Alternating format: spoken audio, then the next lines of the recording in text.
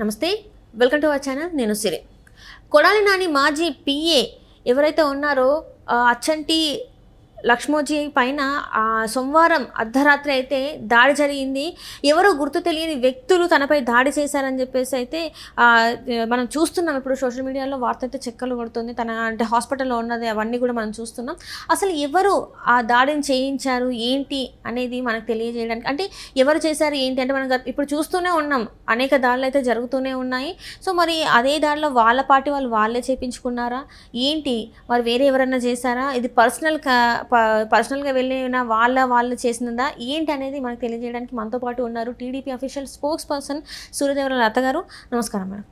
నమస్తే. మనం ఇప్పుడు చూస్తుంటే గత కొన్ని రోజులుగా చూస్తుంటే ఏపీలో కొన్ని దాడులు జరుగుతున్నాయి, కొంతమంది అయితే చనిపోవడం జరుగుతుంది. ఇప్పుడు కూడా చూస్తుంటే కొడాలి నాని మాజీ పిఏ ఎవరైతే ఉన్నారో అచ్చంట లక్ష్మోజీ గారి పైన కూడా సోమవారం అర్ధరాత్రి దాడులు అయితే జరిగాయి. గుర్తు తెలియని వ్యక్తులు దాడులకు పాల్పడ్డారని చెప్పేసి అయితే మనం చూస్తున్నాం. అసలు ఏం జరిగింది, ఎందుకు ఇలాంటి దాడులు కొనసాగుతున్నాయి? ఇంకా ఇప్పుడు నాని గారు గతంలో చేసిన గుడివాడి మాజీ ఎమ్మెల్యే, మినిస్టర్గా కూడా చేశారు. ఆయన గతంలో చేసిన భూ కబ్జాలే కానివ్వండి, ఆయన చేసిన దందాలే కానివ్వండి, ఆయన సెటిల్మెంట్లే కానివ్వండి, అవన్నీ కూడా అంటే ఈయన ఒక లక్ష్మోజీ గారు పిఏగా ఉండటమే కానివ్వండి, అవన్నీ కూడా ఆయనకి కూడా వర్తిస్తాయి. సో ఎందుకంటే గతంలో చేసినవంటే వీళ్ళు ఎవరితో అయితే కుమ్మక్కై చేశారో, సో ఇప్పుడు సెటిల్మెంట్లు చేసినప్పుడు ఇంకోటి చేసినప్పుడు కొన్ని ప్రాబ్లమ్స్ అంటూ వస్తూనే ఉంటాయి. సో అవకాశం కోసం ఎవరైనా వైసీపీ నాయకులే వాళ్ళ నాయకులే ఉండొచ్చు. సో అవకాశం కోసం ఎదురు చూస్తూ ఉంటారు. సో ఇప్పుడు అవకాశం వచ్చి ఉంటుంది, వాళ్ళు కొట్టుకోవటం. ఇప్పుడు మనము ఉదాహరణ తీసుకుంటే వినుకొండ విషయం తీసుకుంటే అక్కడ ఇద్దరు వ్యక్తులు వైసీపీకి సంబంధించిన వాళ్ళు. సో వాళ్ళు కొట్టుకొని వాళ్ళల్లో ఒక మనిషి చనిపోతే సో దాన్ని దేనికి ఆపాదించారు? టీడీపీ పైన మోస్తున్నారు. అంటే ఇంకొకటి ఏంటంటే ఇక్కడ ఇది జరిగిన తర్వాత జగన్మోహన్ రెడ్డి గారు ఢిల్లీ వెళ్ళి అక్కడ ధర్నా చేస్తున్నారు. ఏపీలో శాంతి భద్రతలు కరువు అయిపోయాయని చెప్పేసి తను ఒక ధర్నా కూడా చేయాలని అనుకుంటున్నారు. అసలు ఇది ఎంత హాస్యాస్పదంగా ఉంది. గతంలో ఎన్ని హత్యలు చేయించారు. జగన్మోహన్ రెడ్డి సీఎంగా ఉన్నప్పుడు అక్కడ జరిగింది ఒకే పార్టీకి చెందిన వ్యక్తులు వాళ్ళు ఒకళ్ళకొకళ్ళు కొట్టుకొని చనిపోయారు. సో వాళ్ళు దాడి చేసుకున్నారు, అది పక్కాగా తెలుస్తుంది. కానీ ఈయన దీనికోసం ఢిల్లీకి వెళ్ళి ధర్నా చేస్తాడంట. కానీ నువ్వు ఇక్కడ రాజధాని డెవలప్మెంట్కి నిధులు రాని రోజు ఏ రోజు పట్టించుకోలేదు. సొంత బాబాయ్ చచ్చిపోయిన రోజు ఢిల్లీ వెళ్ళి ధర్నా చేయలేదు. నువ్వు ఎంతమంది దళితుల్ని చంపేశావు. డాక్టర్ మాస్క్ అడిగిన పాపానికి దళితులనే కానివ్వండి, మహిళలు అమరావతి మహిళలనే కానివ్వండి, మనము తీసుకుంటే ఇంకా లిస్టు చాలా చాంతాడంతుంది. ఒక రకంగా బాధ పెట్టలేదు. ఆంధ్రప్రదేశ్లో ఉన్న మహిళలనే కానివ్వండి, వికలాంగుల్ని అంటే మనం ఇక్కడ చూసుకుంటే ఒక వృత్తికి సంబంధించిన వాళ్ళు కాదు, అన్ని వృత్తులకి సంబంధించిన వాళ్ళు, అన్ని కులాలకు సంబంధించిన వాళ్ళని అన్ని రకాలుగా, అంటే నేను ఇచ్చే సంక్షేమంతో నేనేదో ముష్టి పడేస్తాను, దాంతో మీరు బతకండి, అంతేగాని నోరు తెరిచి ఎత్తకండి, మాట్లాడకండి అనేలాగా మోనోపోలిలాగా అసలు ప్రవర్తించాడు జగన్మోహన్ రెడ్డి. కానీ ఆ రోజు ఎప్పుడూ కూడా ఇక్కడ సంక్షేమం లేదనో, జనాలు కొట్టుకొని చచ్చిపోయారనో, లేకుంటే మీ వ్యక్తులు చంపేశారనో, అలాంటప్పుడు ఎప్పుడు నోరు తెరిచి మాట్లాడలేదు. తాడేపల్లి ప్యాలెస్ నుంచి ఒక్క అడుగు కూడా బయట పెట్టలే ఆయన. అసలు ఎవరైనా చనిపోతే వెళ్ళి పరామర్శించింది కూడా లేదు. సో అలాంటి వ్యక్తి, సొంత బాబాయ్ గురించి చనిపోతే మాట్లాడని వ్యక్తి, ఈరోజు వాళ్ళే కుమ్ములాడుకొని చచ్చిపోతే దాన్ని తెలుగుదేశానికి ఆపాదించి దాని తర్వాత నువ్వు వెళ్ళి ఢిల్లీలో ధర్నా చేస్తానంటావా శాంతి భద్రతల లోపం అని?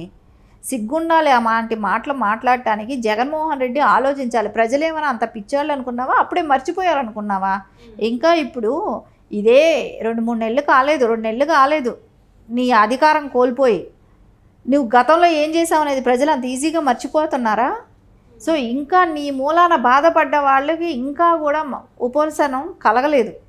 వాళ్ళు ఇంకా కూడా దానిలో నుంచి నువ్వు పెట్టిన శాడిజం, నువ్వు పెట్టిన నరకం ఏమైనా ఉందో చూసారా, దాని నుంచి ఇంకా వాళ్ళు కోలుకోవటానికి కూడా టైం సరిపోవట్లేదు. సో అలాంటిది నువ్వు ఈరోజు కళ్ళబుల్లి మాటలు, ఇలాంటి మాటలు మాట్లాడితే ఎవరైనా హర్షిస్తారా? సో సొంత చెల్లె చెప్తుంది కదా. సో నువ్వు ఏ రోజు రాష్ట్ర అభివృద్ధి కోసము అలాంటి దానికోసం వెళ్ళి ధర్నా చేయలేదు. అలాంటి వ్యక్తి, నీ పార్టీ వ్యక్తి, నువ్వు కొట్టుకొని చనిపోతే దానికి వెళ్ళి అక్కడ ధర్నా చేస్తావా? నీ పార్టీ వ్యక్తులు చేసుకున్న వాళ్ళు కొట్టుకొని చచ్చిపోయిన దానికి నువ్వు వెళ్ళి ధర్నా చేస్తున్నావు అంటే ఓన్లీ నువ్వు పార్టీకి పనిచేసేవాడివే, నీ కార్యకర్తల కోసం ఉన్నావా? నీ కార్యకర్తలు వాళ్ళ కంట్రోల్ చేసుకోలేకపోయావా? అంతే కదా, వాళ్ళ కార్యకర్తలను ఆయన హ్యాండ్ఓవర్లో ఉంటారు, వాళ్ళని ఆయన కంట్రోల్ చేసుకోలేకపోతున్నాడా?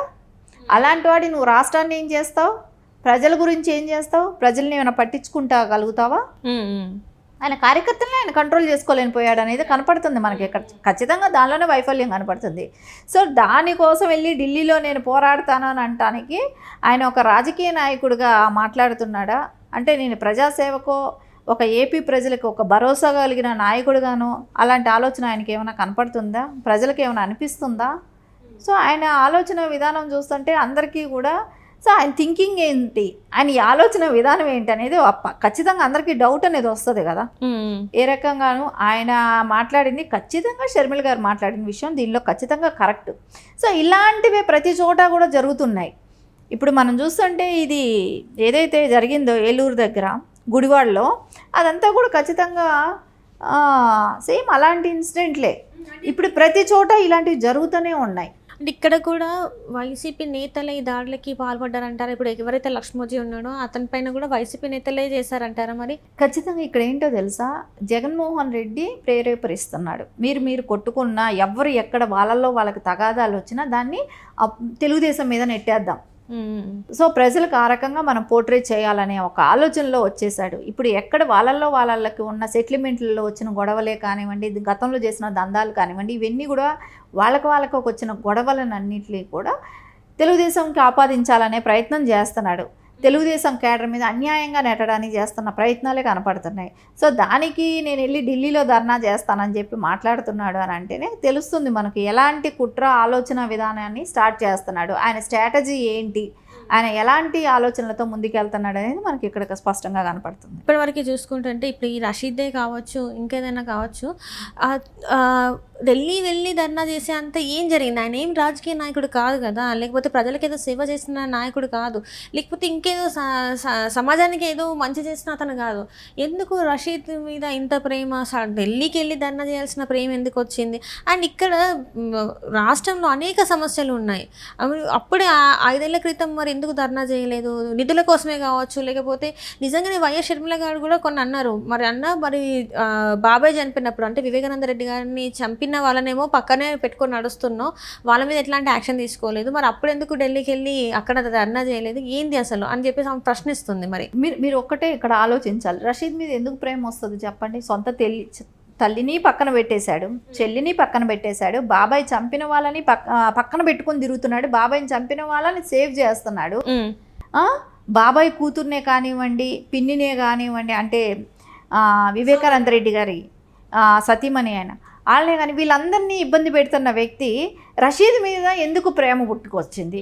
ఓన్లీ అధికార దాహం, ఆయనకు కోల్పోయిన అధికారాన్ని తెప్పించుకోవడానికి ఇప్పటి నుంచే స్ట్రాటజీ స్టార్ట్ చేసేసాడు. సో వాళ్ళందరినీ కూడా ఆయన ఏదో ఒక రకంగా నేను ప్రజల్ని మభ్య పెడతాను, ఏదో ఒకటి చేస్తాను, నేను మళ్ళీ వాళ్ళని కన్విన్స్ చేసుకునే ఇట్లాంటి, ఎందుకంటే మనం గతంలో చాలా డ్రామాలు చూసాం, చాలా చేశాడు. ఇప్పటికీ ఏపీ ప్రజలందరూ కూడా విసిగిపోయారు. సో ఈయన చేసిన డ్రామాలు నమ్మే నిజంగా అంటారు కదా ఆవు పులి కథ ఒకటి ఉంటుంది, సో అది కంటిన్యూ చేస్తూనే ఉన్నాడు. సో అది కంటిన్యూ చేస్తూనే ఉన్నాడు.